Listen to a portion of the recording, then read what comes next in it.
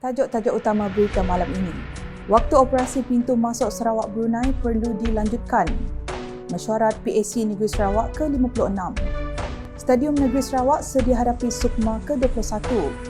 241 orang terima sumbangan duit raya di Sarike. 1,000 bungkus bubur lambuk diagihkan di Sibu.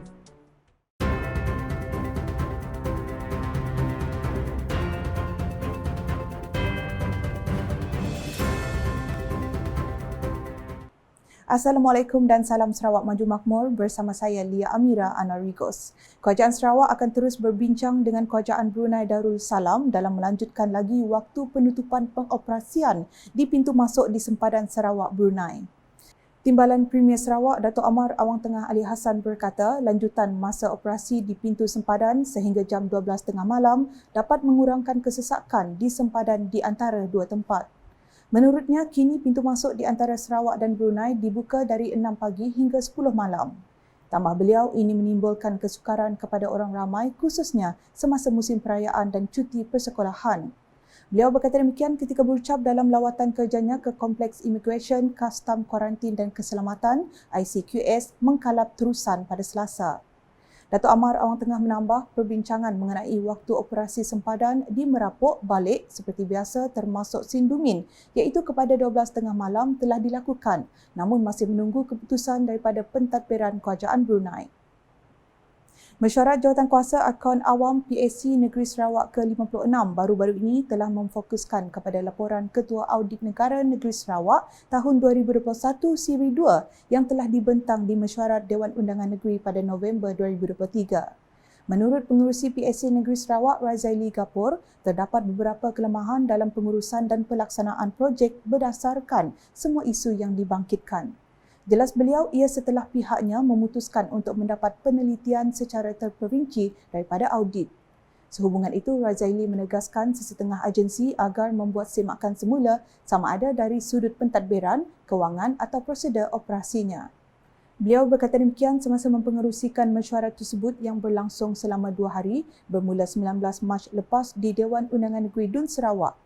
Di samping itu, tambah beliau, pihaknya juga turut memutuskan untuk turun padang dan melihat sendiri secara fizikal projek-projek tertentu.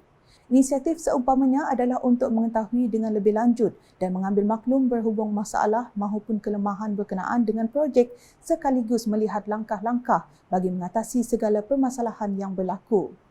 PAC Negeri Sarawak komited menjalankan tugas dan peranannya bagi memastikan wang awam dibelanjakan dengan berhemah dan mencapai objektif yang telah ditetapkan bagi setiap perbelanjaan atau projek yang telah dilulus oleh Kerajaan Sarawak. Turut serta dalam mesyuarat tersebut ialah Ahli Dewan Undangan Negeri Adun Batu Lintang Si Chiu Hau, Adun Pelagus Wilson Nyambung Ijang, Adun Serembu Miro Simo, Adun Kabong Muhammad Cikadir, Adun Batu Kitang Datuk Loh Ker Chiang, Adun Meluan Roland Duat Jubin serta ahli-ahli ex-officio. Stadium Negeri Sarawak bersedia untuk menghadapi Tamasya Sukan Malaysia Sukma ke-21 pada Ogos depan. Pada masa ini, Jawatankuasa Teknikal dan Pertandingan Sukma ke-21 sedang giat mengadakan lawatan ke venue-venue yang telah ditetapkan untuk tamasya sukan tersebut di seluruh Sarawak bagi memastikan persiapannya berjalan lancar. Dalam satu sesi lawatan ke Stadium Negeri Sarawak pada Rabu, pihak Jawatankuasa Teknikal dan Pertandingan Sukma ke-21 memberitahu pihak pengurusan stadium memberikan komitmen penuh dalam menyiapkan venue untuk acara yang akan dipertandingkan di situ nanti. Jawatankuasa Teknikal dan Pertandingan Sukma ke-21 juga yakin atlet-atlet khususnya kontingen Sarawak dapat memberikan prestasi terbaik mereka dalam suasana venue yang kondusif tersebut. Dalam pada itu, lawatan tersebut juga turut membincangkan mengenai isu-isu logistik dan operasi seperti pengangkutan, penginapan dan penyediaan makanan atlet dan pegawai rasmi kejohanan. Seramai 241 orang menerima sumbangan duit raya berjumlah RM12,050 daripada Lembaga Amanah Kebajikan Islam Kuala Rajang, Lakir dan Pusat Khidmat Parti Pesaka Bumi Putera Bersatu, PBB Kuala Rajang. Timbalan Menteri Perancangan Bandar, Pentadbiran Tanah dan Alam Sekitar Sarawak, Datuk Lim Talif Saleh telah menyerahkan sumbangan duit raya tersebut kepada golongan asnaf, warga emas dan ibu tunggal pada program Jelajah Ramadan Kuala Rajang pada Rabu. Beliau turut menyampaikan sumbangan sebanyak RM2,000 kepada Masjid Al-Ansar Selalang serta sumbangan RM1,000 kepada Surau Nurul Falah Selalang bagi menjalankan aktiviti tahunan masing-masing. Dalam pada itu, Datuk Lee Tarif berharap sumbangan yang dihulurkan dapat meringankan beban para penerima dalam meraihkan sambutan Aidilfitri. Sebanyak 1,000 bungkus bubur lambuk telah diagihkan kepada pengguna jalan raya di Jalan Universiti Sibu sempena bulan Ramadan. Program itu adalah anjuran Pertubuhan Belia Kebangsaan Bersatu Sarawak Saberkas Cawangan Pelawan bersama Pusat Khidmat Pelawan dengan kerjasama Jabatan Bomba dan Penyelamat Sibu serta pihak polis. Meskipun dalam keadaan hujan, ia tidak menghalang Timbalan Menteri Kesihatan Awam, Perumahan dan Kerajaan Tempatan, Datuk Michael Tiang Mingti turun padang bagi mengagihkan bubur lambuk kepada pengguna jalan raya pada Selasa. Datuk Michael Tiang selaku pengerusi Saberkas Cawangan Pelawan berkata, program itu diadakan bagi mengeratkan lagi hubungan antara kaum yang ada di Sibu khasnya. Tahun ni kebanyakan itu ahli-ahli dari Saberkas Pelawan adalah orang Cina.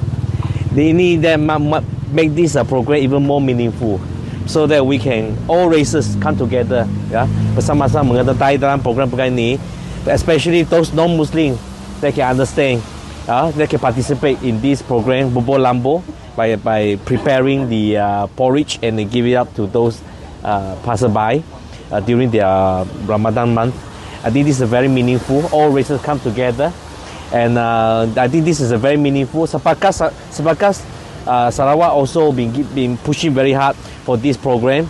This is one of our biggest program annually. So we Saberkas Pelawan give full support, and many members are from the university students from UTS. They also first time they participate in this. They find this very refreshing. They also understand this is very meaningful, how we care for each others in the bulan Ramadan. Tambah beliau, program kali ini mendapat penyertaan yang memberangsangkan daripada pelajar Universiti Teknologi Sarawak UTS.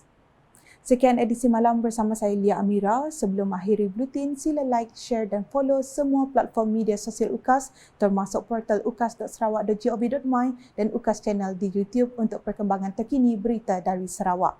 Ayo sama-sama kita nantikan dan memeriahkan Tamasya Sukma ke-21 Sarawak 2024. #Saluran Informasi Rakyat. Salam UKAS.